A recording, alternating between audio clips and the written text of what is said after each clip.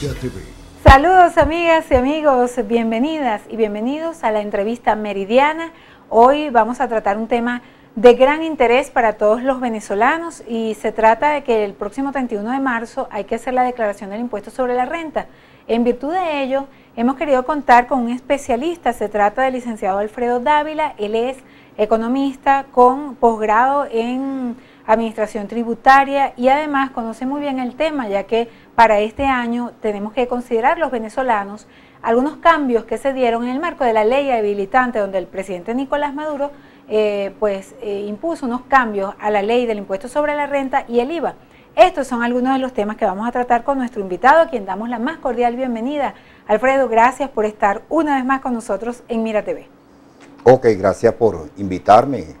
De verdad que es oportuna la ocasión para justamente poner al tanto de lo que hoy día es el impuesto sobre la renta, la declaración que hay que hacer para el día 31 de marzo y sobre los cambios que efectivamente se hicieron a partir del 18 de noviembre, hubo una modificación de la ley.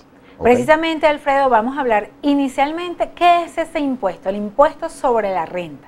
¿Cómo se estructura ese impuesto? Bueno, mira, el impuesto sobre la renta es un impuesto que se paga anualmente, sobre los ingresos que perciben las personas naturales y las personas jurídicas. Las personas naturales tienen la particularidad de que deben comenzar a declarar a partir de cierta cantidad de ingresos devengados. En este caso son 1000 unidades tributarias. Pero en mi recomendación, hoy día, bajo los trámites que se hacen bajo el SICAP, bajo trámites de dólares, pues los entes financieros piden que se presente una declaración, así se cumpla o no se cumpla con las cantidades que exige la ley del impuesto sobre la renta. Entonces, mi recomendación debe hacer eso. Por la ley, solo las personas que ganen más de 1000 unidades. Más de 1000 unidades tributarias, personas naturales. Eso en personas naturales. Empresas siempre deben declarar, así tengan ingresos o tengan pérdidas, deben declarar. ¿Ok? Ahora bien, comentaba Alfredo que aun cuando las personas naturales no ganen más de 1000 unidades tributarias, es pertinente declarar ¿por qué? Porque es lo que te acabo de decir, es pertinente declarar porque actualmente hay personas que desean hacer trámites ante el SICAP o ante otros organismos y le están exigiendo las entidades financieras que le presenten su declaración. Entonces, si no la hacemos, pues sencillamente vamos a tener esa limitación y vamos a tener problemas en el momento que hagamos cualquier trámite. Entonces, ajeno a que cumplamos con las 1000 unidades tributarias, que es lo que exige la ley del impuesto, es conveniente que se haga la declaración. ¿Cuáles son los trámites para los cuales se puede necesitar este impuesto, esta declaración? Bueno, uno de los principales ahorita son los trámites para la solicitud de dólares ante CADIVI, ante el SICAP 2 que se está solicitando y cualquier otro requerimiento que puedan pedir cualquier organismo, pues. Pero si básicamente es.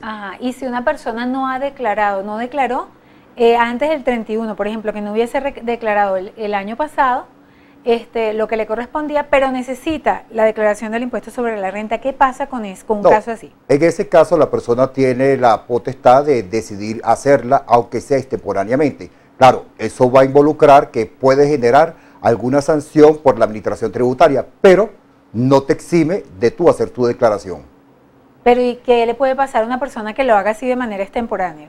Es una multa mínimo de 5 unidades tributarias. ¿Okay? ¿Que ahorita sería más o menos cuánto? 127 bolívares la unidad tributaria. O sea, hay que regirse por lo que dice el Código Orgánico Tributario, dependiendo de la gravedad de la falta, pues van a haver las respectivas sanciones. Pero ajeno a que me sancione, es conveniente hacer la declaración, así sea extemporáneamente, pero hay que hacerla. ¿Cuáles son los medios para ello con los que cuentan los usuarios y para poder declarar? ¿Cómo lo pueden hacer? Bueno, mira, lo primero que tiene que hacer es un pequeño balance de sus ingresos para poder determinar en función a eso que yo voy a declarar, que son mis ingresos, cuáles son los desgravámenes que el fisco me va a reconocer a mí, para lo cual yo tengo dos opciones. Una, utilizar lo que llamamos nosotros el desgravamen único. Ese desgravamen único son 774 unidades tributarias, de la cual el fisco me permite a mí que yo me rebaje sin necesidad de que yo presente ningún tipo de soporte. Y la otra opción es que yo utilice ciertos desgravámenes, que son 4 los que me da la ley, los desgravámenes por concepto de educación de los hijos, los desgravámenes por concepto de hospitalización, cirugía y maternidad, los desgravámenes por concepto de gastos médicos, los desgravámenes por concepto de alquileres o intereses que se paguen por la vivienda principal. Entonces yo debo hacer un balance. Tomo este desgravamen, el que sea mayor lo debo utilizar, con la salvedad de que para poder utilizar estos desgravámenes yo necesito tener los soportes que avalen tales gastos. Esas serían algunas de las alternativas que pueden utilizar los usuarios para bajar un poquito el pechado, ¿no? Claro, el y impuesto. lo otro es tener actualizada la base de datos ante el fisco, es decir, si cualquier carga familiar, acordémonos que el fisco nos da por ser personas naturales una rebaja de 10 unidades tributarias, pero adicionalmente por cada carga familiar que yo presente, ya sea ascendiente o descendiente, padres o hijos, pues por cada uno de ellos también el fisco me va a dar un reconocimiento de 10 unidades tributarias, pero para eso debo estar yo actualizado en mi base de datos ante el fisco. Como decíamos, vía ley habilitante, el presidente hizo unos cambios fundamentales en la ley del impuesto sobre la renta. ¿Cuáles son esos cambios y que deben considerar las personas que vayan a hacer esa declaración este año específicamente? Ok, mira, el primer cambio que hay que tomar en consideración es que la ley fue promulgada a partir del 18 de noviembre del 2015, perdón, 2014. Por consiguiente, cualquier cambio que se vaya a hacer tiene que ser en los ejercicios que se van a iniciar a partir del 1 de enero del 2015 en adelante. Los cambios más significativos que hay ahorita es el cambio el uso del IPC, donde se ha estado siempre utilizando para hacer el ajuste por inflación, el ajuste fiscal, el índice nacional de precios al consumidor. Pero el índice de precios al consumidor, ese se va a cambiar por el INPC, que es el índice nacional de precios al consumidor. ¿Y en qué afecta a los usuarios ese cambio de nombre? Bueno, sencillamente lo va a afectar es porque tienen que hacer unos recálculos, sobre todo los contadores, los que llevan las contabilidades en las empresas, no a nivel de personas naturales. Poco va a afectar a las personas naturales porque aunque el sistema de ajuste por inflación es algo voluntario que lo pueden hacer las personas naturales, más es obligatorio para las empresas, pues ellas van a tener que hacer unos cambios a nivel de sus impuestos diferidos porque, de lógico, cuando utilicen el IPC y el INPC, que son dos bases de datos que el Banco Central no los suministra, pues van a haber cambios en los cálculos y por consiguiente esos cambios yo tengo que ajustarlos en mis declaraciones. Bien, en la próxima parte de este espacio vamos a continuar hablando acerca de este tema, vamos a hablar de las sanciones, así que quédense allí con nosotros. Volvemos en breve con nuestro invitado de hoy, Alfredo Dávila.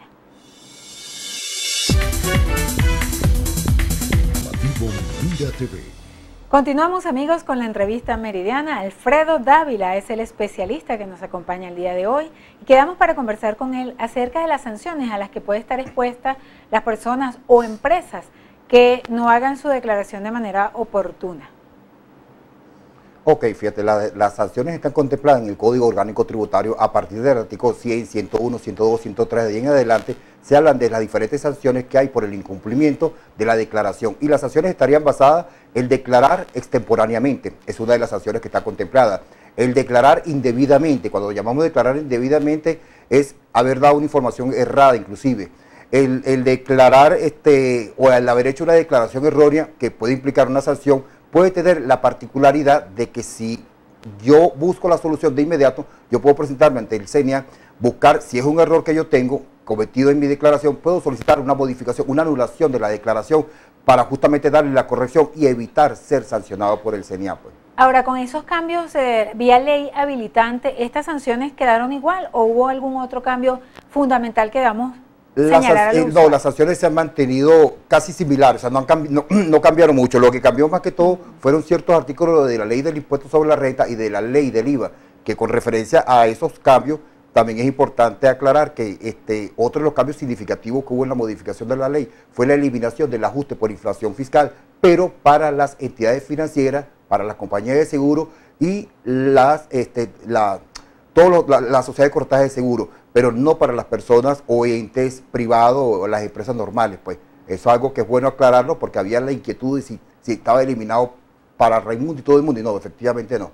Nada más para las entidades financieras se eliminó el ajuste por inflación fiscal. Excelente, tenemos a través del 0414-272-6409 algunas interrogantes del público. Para conocerlas, vamos a darle el pase a nuestra colega Lourdes Navas en el estudio número 1. Así es, Dax, y ya estamos listos con las preguntas de nuestro público televidente. Para el licenciado Alfredo Dávila tenemos por acá, nos escriben: soy jubilado y pensionado, ¿estoy obligado a declarar y pagar el impuesto sobre la renta? Nos escribe José Rojas desde Carrizal. Otra pregunta: en el caso de las cooperativas y asociaciones sin fines de lucro, ¿cuáles serían las condiciones para la declaración y pago del impuesto sobre la renta? Pregunta Juan Mata desde Los Teques. Y una tercera pregunta: en el caso de emitir una declaración errónea, ¿qué se puede hacer? Nos pregunta Irma Parra desde Los Teques. Adelante. Interesantísimas preguntas del público. Vamos a ver entonces esperando la respuesta de nuestro invitado. Alfredo, ¿qué nos puedes comentar? Comienza con la que tú quieras. Con la primera pregunta, con respecto a los jubilados y pensionados, pues efectivamente ellos tienen que hacer sus declaraciones de impuestos sobre la renta, pero hay que aclarar que hacer su declaración no significa pagar. La misma planilla de declaración ante el portal tiene la opción de yo colocar una sección que se llama ingresos exentos de impuestos. Vale decir que yo los declaro, pero dentro de mi declaración eso no me va a generar ningún tipo de pago. Entonces es bueno saber que todos deben declarar, así estén jubilados o pensionados, pero que no deben preocuparse porque ese tipo de ingresos no va a estar expuesto a un pago de impuestos. Pues. Alfredo, para repreguntarte con respecto a este tema, si el jubilado o pensionado tiene alguna actividad económica diferente, inclusive por su cuenta, no necesariamente empresa, ¿también está exento? No, eso sí no está exento. Lo único que están exentos son los ingresos que percibe por esa vía, es decir, por lo que percibe por la jubilación o la pensión. Pero si yo me dedico a otra actividad comercial, pues esos ingresos sí van a estar pechados por el fisco y debo declararlo. Dentro de mi declaración voy a separar los ingresos que van a estar grabados y los ingresos que van a estar exentos. Ok, vamos entonces con la segunda pregunta del público. Ok, con respecto a la segunda pregunta, son las asociaciones civiles y las cooperativas. Pues ellas efectivamente hubo una modificación de la ley porque son muchas las asociaciones civiles que fingen funcionar como que no distribuyen dividendos o que no persiguen fines de lucro, como por ejemplo asociaciones de cine, asociaciones en fin, cualquier tipo de asociación que de una u otra forma han venido percibiendo ingresos y entonces el fisco lo que ha dicho, no, ustedes para que efectivamente no me paguen impuestos tienen que demostrar que efectivamente la actividad que ustedes realizan está exenta. Vale decir que una asociación sin fines de lucro, religiosa, cultural, tiene que ir ante el fisco y demostrar ante el fisco que efectivamente sus ingresos están exentos por la actividad que están realizando. Si no cumple con esa condición, pues van a tener que hacer su declaración de manera lo contempla. Idéntica a cualquier empresa normal y corriente. Como cualquier empresa normal. Nos faltaría si alguien se equivoca, que eso bueno, ya yo lo había respondido anteriormente, si alguien se equivoca, tiene la oportunidad o la opción, hay dos, una de hacer una modificación o lo que se llama una declaración sustitutiva, con la salvedad de que las declaraciones sustitutivas el portal la va a aceptar siempre y cuando me vaya a generar pago. ¿Okay? Si yo me equivoqué y el impuesto a pagar era menor y lo recalculo y es mayor, en ese caso me acepta la declaración sustitutiva, de lo contrario no. Entonces, si yo no puedo hacer esa modificación, pues yo debo acercarme ante el CENIA y notificar que tuvo un error y por consiguiente necesito que me la anulen antes de hacer la declaración o de hacer el pago correspondiente. Pues. Bien, muchísimas gracias a nuestro invitado del día de hoy, Alfredo Dávila, por esta interesantísima conversación. Espero que haya sido de mucha utilidad para nuestros queridos televidentes. Vamos entonces con nuestro compañero Harold para el cierre de este espacio. Gracias por habernos permitido estar con ustedes hoy, una vez más, en la entrevista meridiana. Que pasen un maravilloso y fructífero fin de semana.